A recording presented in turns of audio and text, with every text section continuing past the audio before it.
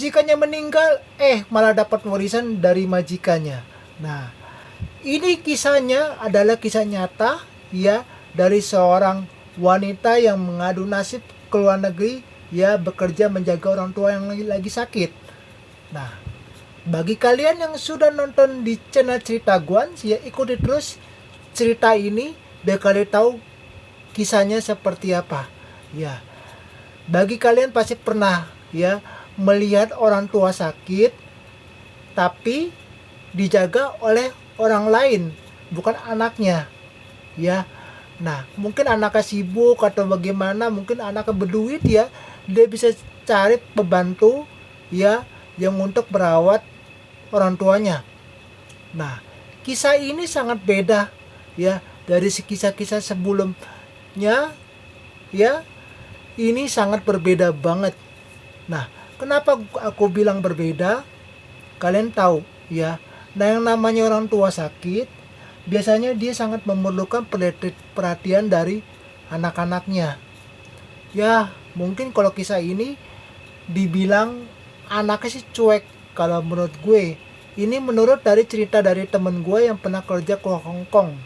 Ya, dia cerita dia punya teman ya kerja ke luar negeri mengadu nasib. Di situnya rumahnya sangat besar ya. Orang tuanya udah sakit-sakitan, udah tua renta, nggak bisa kerja. Dia punya harta warisan sangat banyak, tapi dia punya anak-anaknya nggak ada yang peduli sama orang tuanya. Ditengok aja kagak, dijenguk pun enggak. Menurut kalian bagaimana? Ya, kalau yang sudah nonton di cerita ini, ya kalian sudah dengar dari cerita gue ini, menurut kalian bagaimana? Anaknya durhaka apa enggak sama orang tua? Orang tua sakit aja nggak dipeduliin, ya. Nah, pembantu ini dia bekerja ke luar negeri, ya, menjaga orang tua itu majikannya dengan tulus, seperti orang tuanya sendiri. Nah, lama kelamaan orang tua ini sadar, ternyata dia punya anak banyak, punya harta kekayaan yang berlimpah, tapi anaknya nggak ada yang peduli.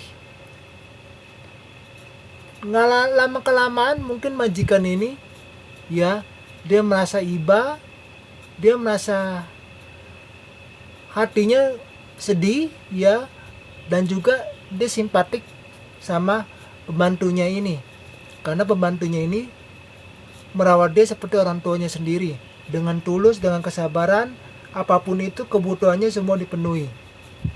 Emang orang pembantu ini yang menjaga dia selama ini, menemani dia tiap hari, itu mungkin udah dianggap seperti anak sendiri ya. Nah, suatu ketika dia sudah sakit-sakitan cukup parah, mungkin anak-anaknya nggak ada yang tahu ya, tidak ada yang tahu ya, dia majikannya ini meninggal kapan nggak ada yang tahu. Tiba-tiba sebelum dia meninggal, dia meninggalkan harta warisan ya, hartanya dijatuhkan ke pembantunya ini. Semua uangnya, semua hartanya itu semua dikasihkan ke pembantu ini ya. Dah dipikir-pikir, ini adalah kisah orang bilang tuh kerja ke luar negeri yang tadi berjuang mengadu nasib untuk mencukupi keluarganya yang di Indonesia, akan tetapi dia dapat rezeki nomplok ya. Rezeki nomploknya itu ya, dia kerja dapat gaji, majikannya meninggal, dia dapat harta warisan yang cukup banyak, hartanya dikasih ke pembantu ini. Dia nggak kayak kasih ke anak-anaknya. Nah, singkat cerita ya, tiba-tiba dia udah kasih ke pembantu ini semua harta warisannya ya. Mungkin menurut kalian, kalau kalian yang kerja ke luar negeri, tiba-tiba uangnya dipakai sembarangan oleh keluarganya, terutama dengan suaminya. Ini menurut kisah dari orang ini ya, aku diceritain sama kawannya ke aku, suaminya selingkuh, main cewek ya, tapi istrinya punya banyak uang, selalu dikirimin ke Indonesia, nggak taunya dipakai sembarangan. Aku dengar cerita ini mungkin yang sangat miris, ya. Nah, menurut kalian pantaskah suami ini, ya, dimaafkan karena kisahnya ini sangat-sangat rumit, ya. Istrinya kerja ke luar negeri, suaminya malah selingkuh, menghabiskan uangnya macam-macam, ya. Menurut kalian ini harus dipertahankan apa enggak? Kalau menurut gue sih enggak, ya. Kalau menurut kalian bagaimana? Coba lu komen di bawah ini, ya. Nah, istrinya mah kerja mati-matian bertahun-tahun menjaga orang sakit, tiba-tiba dia dapat harta warisan. Dia nggak mau sia-sia dong harta warisan dari majikannya ini yang sudah baik sama dia, yang udah menganggap seperti anak, ya, dijatuhkan ke tangan dia semua. Akhirnya dia pergunakan uangnya ini dengan sebaik-baiknya. Dia rawat anak-anaknya, dia sekolahin anak-anaknya dengan pendidikan yang bagus. Nah, menurut gua gini kisahnya beda dari yang lain, ya. Mungkin kalau orang lain, orang tuanya sakit, anaknya pasti perhatian banget. Mungkin anaknya yang mandiin, anak yang ngerawat. Tapi ini beda, banyak uang tapi tidak ada kebahagiaan, tidak ada keluarga yang mendekati beliau, ya. Anak-anaknya pun juga ada yang nengok sedikit pun, dan juga nanya sedikit, sepatah dua patah kata untuk menanyakan kesehatan dari orang tuanya ini. Tidak ada sama sekali. Nah, kisah ini kita anggap, ya, sebagai pelajaran buat kita. Hukum karma itu berlaku, ya, untuk semua orang, agama apapun pasti selalu mengajarkan harus berbakti pada orang tua.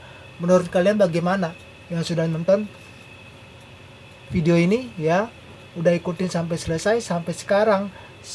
Gua nggak panjang lebar ceritanya. Menurut kalian bagaimana? Gua pengen tahu komen lo orang, ya, satu persatu. Kita harus berbakti pada orang tua apapun itu, ya. Jangan mentelantarkan mereka. Suatu saat kalau kita telantar orang tua kita cuek terhadap mereka, suatu saat karma itu akan berlaku kepada anaknya. Anaknya suatu saat juga bakal tua renta, ya. Pasti punya anak juga, ya. Pasti hukum karma itu berlaku. Nah, kalau lu kurang ajar sama orang tua lu durhaka sama orang tua lu, satu-satu tua bakal begitu juga. Menurut kalian bagaimana? Anggap aja ini sebagai pelajaran, ya. Ambil hikmahnya dari setiap cerita yang apa yang aku sampaikan untuk kalian semua yang sudah nonton channel ini, ya. Kita harus berbakti pada orang tua, ya. Jangan menang-menang kita punya banyak uang, ya, tapi orang tua kita telantarkan, ya. Nah, kalau menurut gue kita harus berbuat baik, ya, menjaga keutuhan keluarga itu, keharmonisan keluarga itu lebih baik agar kebahagiaan keluarga itu selalu terjaga. Dan orang tua yang sudah sakit tua renta pasti merasa bahagia, ternyata anak-anaknya masih mau perhatiin, ya. Jadi bagi kalian yang sudah nonton video ini, ya, kisah ini, ya, sudah sampai di sini. Aku ceritanya nggak panjang lebar.